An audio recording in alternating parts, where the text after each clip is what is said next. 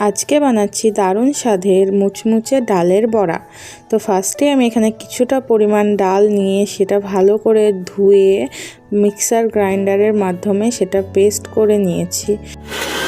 তারপর এই পরিমাণে এই রকম ধরনের একটা স্মুথ থিক পেস্ট রেডি হয়ে যাওয়ার পর আমি ওই পেস্টটার উপরে লঙ্কা গুঁড়ো, হলুদ গুঁড়ো, লবণ দিয়ে তার উপরে পেঁয়াজ কুচি, কাঁচা লঙ্কা কুচি সেগুলো দিয়ে হাতের মাধ্যমে সুন্দর করে সব কটা মিশিয়ে নিয়েছি ভালোভাবে। অনেকটা সময় নিয়ে ভালো করে এইভাবে হাতের মাধ্যমে মেশানোর পর একটা ফ্রাই প্যানের মধ্যে আমি তেল গরম করে নিয়েছি এবং আমার শাশুড়ি মা ওই যে ডালের পেস্টটা সুন্দরভাবে তেলের উপরে আস্তে আস্তে এইভাবে ছেড়ে দিয়ে পাতলা করে এপিট ওপিট লাল লাল করে ভেজে নেওয়ার পরে তুলে নিয়েছি। এই যে আমার ডালের বড়াটা রেডি।